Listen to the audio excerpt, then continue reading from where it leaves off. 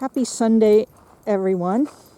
I'm vlogging today from the Uncompahgre River and the confluence of the Gunnison and the Uncompahgre here at Confluence Park in Delta, Colorado. And it's a beautiful Sunday, and I wanted to continue my vlog about social well-being.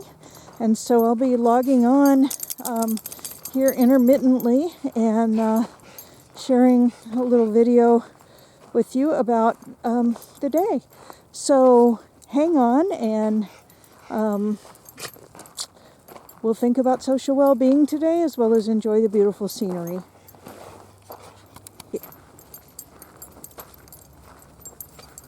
As we hike the trail today and I talk about social well-being, I want to share with you my dogs.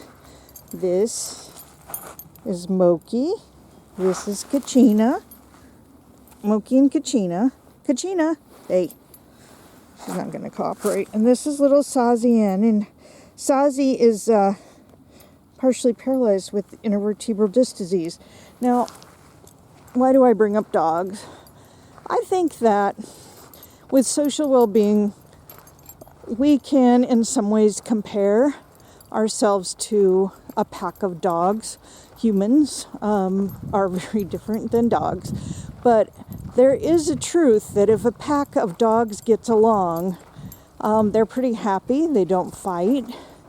They don't have conflict. They're not violent in any way, generally. And so when dogs are in the right pack with the right other breeds and the right kind of environment with the support that they need, what we see is what I would call in humans the right tribe. So it's important for all of us to find that tribe, that place where we fit in, where people think maybe not exactly like us, because I think that can cause polarity, but enough like us that there isn't conflict, that there aren't power struggles. I'm going to zoom in on the park here. Other hikers today. Enough that we can identify with each other.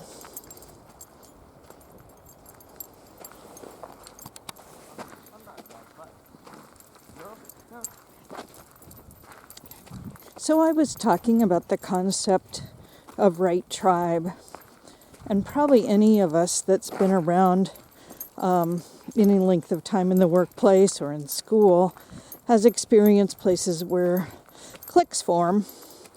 And, it's interesting about cliques. I think we see them maybe more with females. I don't know about that. But I do know the places that I've seen them. Generally, there's issues with the well-being within the organization. And while it may feel better to be a clique member than not a clique member, there's obviously some power things going on. People are excluded because they're different. And I think that that's a sign that there's some real issues within the actual well-being of the group, where you'd see more positive emotions towards everybody, acceptance, gratitude, and just those feeling like you're part, feeling like you're using your strengths every day, feeling like you're being recognized. So, pan the park again. Lots of cottonwoods.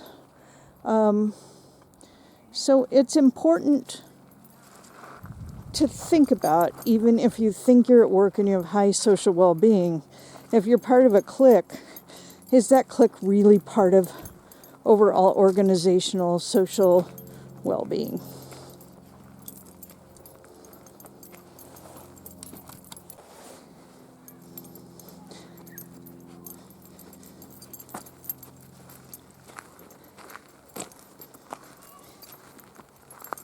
So I'm videoing this bridge in the Confluence Park because I think it's super cool.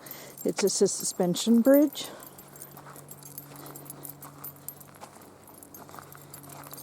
And we're not going to walk across it today, but I just wanted to talk for a minute while we're here at the suspension bridge about how it can feel when we don't have social well-being.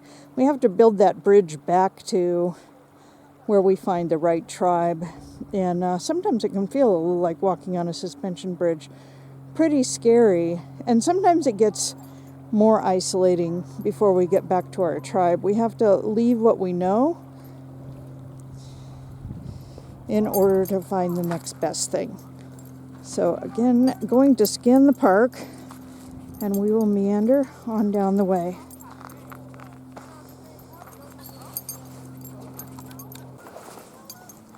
So what are some signs that you would look for, whether you're in a place where you might want to pull up and think about that suspension bridge? And I'm going to focus on this thin ice sign because that's what I think about. What are some signs that you know that your workplace is on thin ice with social well-being? I mentioned a few before, things like conflict and cliques and not fitting in. But I'm going to broaden that a little bit to say any place where you notice that there isn't good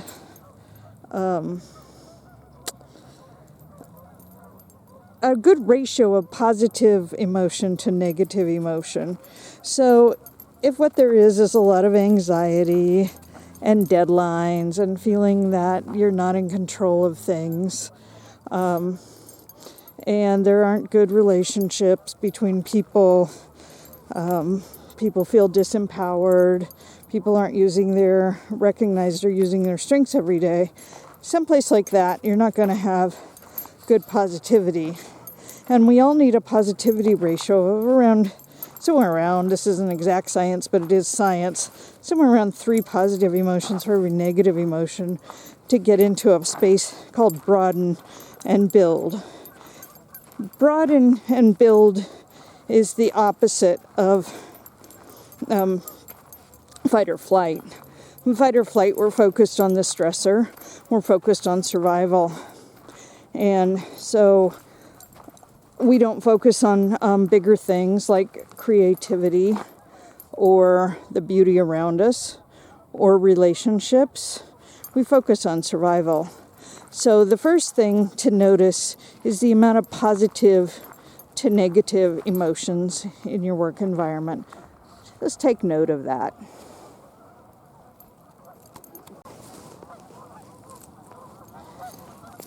The second thing that I notice if I'm in a place where I need to start thinking about pulling up my drawbridge and moving on with life, finding a different tribe, is the lack of friends that I make over time. So lastly, the last things that I would think about if I was looking at social well-being would be that if you're in a stressful work environment without enough positive emotion too much of the time, and you're beginning to realize that you don't have friends at work, so you don't have the support systems you want, other pieces of well-being tend to start to leave you.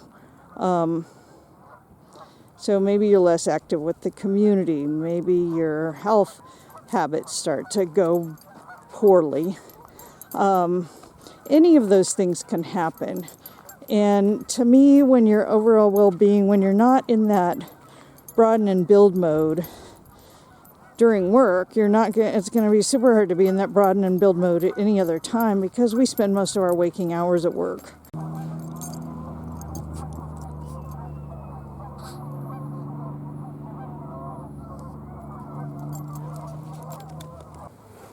So what can you do if you're stuck in your situation for a while? You want to build that bridge to something new, something different, something that's more like you, but you're stuck. Maybe what you're doing, you need to stay there because of family, because of contractual obligations, a bad job market, whatever. What can you do? You probably feel sort of ostracized by the group. If you're like me, you've done everything you can to try to fit in, to try to be one of the group. And you've changed yourself in doing that. And so start to be yourself again. Take up your old hobbies, set new boundaries. What's going to happen is it likely it's going to get worse and people will ostracize you even more. That's okay, though. It moves us forward. Being in a bad place can be a habit, and feeling left out or ostracized can become a habit. We start to self-doubt ourselves that we really don't fit in or that there's something wrong with us. We continue to change to try to fit in. So my suggestion is don't get stuck. Keep going, little baby steps, and set those boundaries. And again, expect that you may become more ostracized at first, but that's actually letting go. It's letting go so that you can walk across the bridge to a new tomorrow.